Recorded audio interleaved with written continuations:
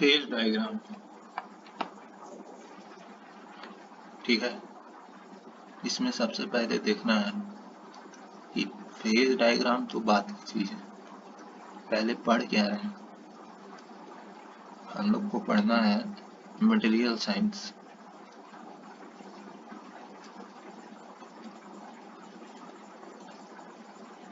और material science में phase diagram पढ़ना है।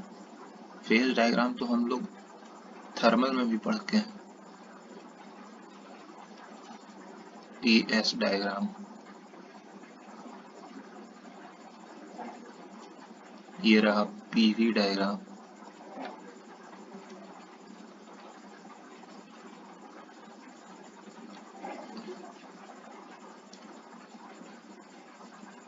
तो अंतर क्या है फिर? ये वाला थोड़ा सा ये होता है ना, ये ऑलमोस्ट वर्टिकल, हाँ, एचएस डायग्राम और भी कई सारे डायग्राम है इनमें, और ये जो अभी मटेरियल साइंस वाला फेज डायग्राम, इनमें अंतर क्या है? इनमें हम लोग सिंगल फेज लेते थे वाटर, ठीक है, और वाटर का अलग अलग सिंगल सब्सटेंस था, उसका अलग अलग फेज एग्जिस्ट कर रहा था, ठीक है। लेकिन यहाँ पर क्या है कि यहाँ ये इसको कहते हैं यूनरी फेज डायग्राम। लेकिन अब हम स्टडी करेंगे एलॉयज का। एलॉयज क्या होता है कि दो एलिमेंट्स का एक मिक्सचर होता है, जैसे आयरन स्टील एक एलॉय है, ठीक है, आयरन और कार्बन, ठीक है।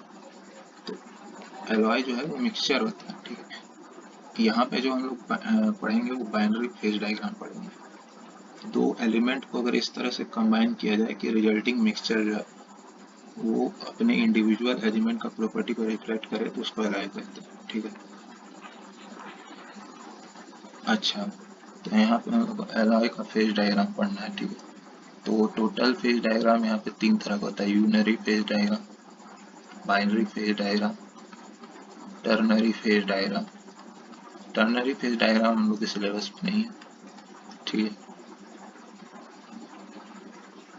अच्छा, जब हम लोग बात कर रहे हैं फेज डायग्राम में, तो हम लोग को ये यहाँ पे पढ़ना है, ये तो पढ़ के हैं thermal properties of pure substance. Binary phase diagram में भी तीन diagram, copper nickel, lead tin,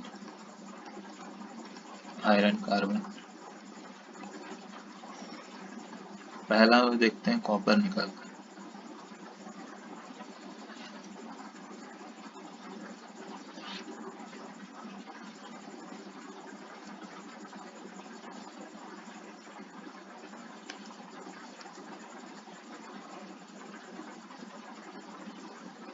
अच्छा, एक चीज और, ये जो भी डायग्राम बन रहा है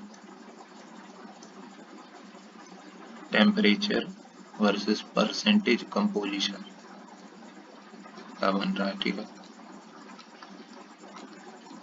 इसमें हम लोग प्रेशर को एटमॉस्फेरिक प्रेशर लेके चल रहे हैं। अगर प्रेशर वेरी करेगा तो डायग्राम अपने आप चेंज हो जाएगा, ठीक है।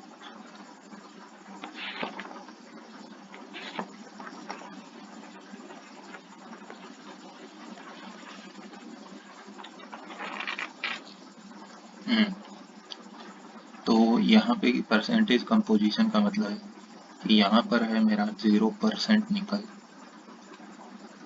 और 100% कॉपर, यहाँ पर है उल्टा 100% निकल और 0% कॉपर, ठीक है। जब हम इधर मूव कर रहे हैं तो निकल का परसेंटेज बढ़ रहा है, इधर मूव कर रहे हैं तो कॉपर का परसेंटेज बढ़ रहा है, ठीक है।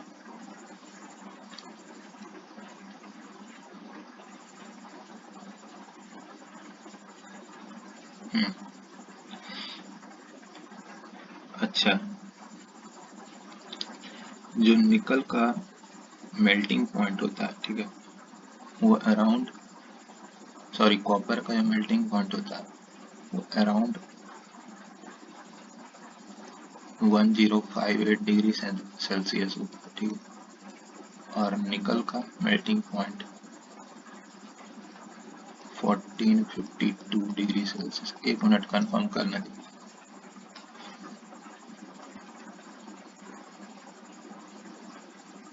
गूगल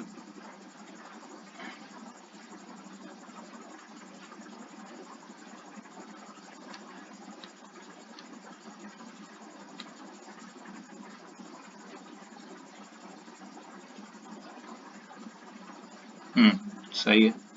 1455 बता रहा है गूगल में, लेकिन ठीक है, इतना चलता है। अब देखो यहाँ पर खास क्या है कि 1058 डिग्री सेंटीग्रेड के बाद जो कॉपर है, ठीक है, वो सॉलिड फेज से तुरंत लिक्विड फेज में बदल जाएगा, ठीक है। वही हाल इसका भी है। 1452 डिग्री सेंटीग्रेड पे जो निकल है वो तुरंत अपने सॉलिड फेज से लिक्विड फेज में बदल जाएगा, ठीक है। यहाँ तक तो क्लैरिटी है। आप किसी लोहा को जैसे पिघलाते हैं तो लोहा मोल्टेन फॉर्म में चला जाता है, वही चीज अगर टेम्परेचर इंक्रीज कर रहे हैं तो इस पॉइंट के बाद वो अपने लिक्विड फेज में चला जाएगा। लेकिन एलॉयज के साथ ऐसा नहीं होता है। जब हम कॉपर और निकल का बात कर रहे हैं तो उसमें ऐसा नहीं होगा कि तुरंत फेज चेंज हो जाएगा, ठीक है।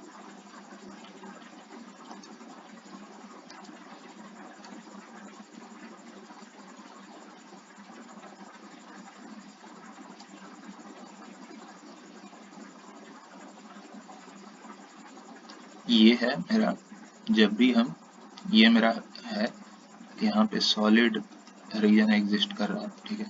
यहाँ लिक्विड है और यहाँ पे दोनों का मिक्सचर है, सॉलिड प्लस लिक्विड, ठीक है। तो जब हम टेम्परेचर बढ़ा रहे हैं, मान लेते हैं कुछ परसेंटेज कंपोजिशन होगा मेरा 30% निकल और 70% कॉपर, ठीक है।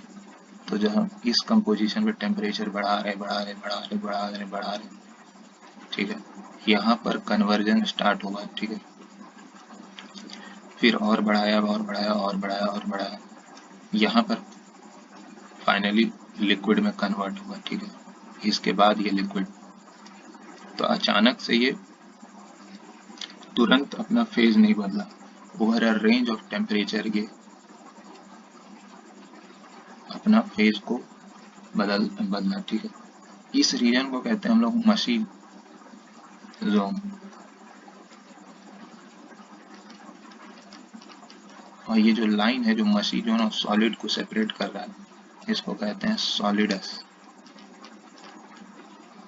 इसको कहते हैं लिक्विडस, जो लिक्विड और मशी जोन को सेपरेट कर रहा है। मशी जोन क्या है, एक तरह का दलदल, या सॉलिड भी या लिक्विड भी, ठीक है।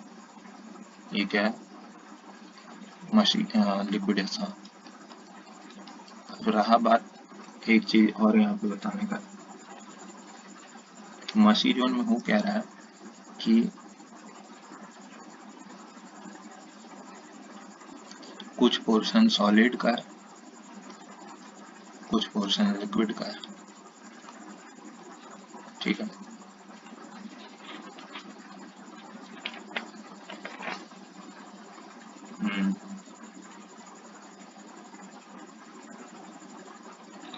For a pure metal, melting point will be 1, but for an alloy, if massy zone appears, जो कि जनरली appear होता ही है, ठीक है, liquefaction and solidification will take over a range of temperature.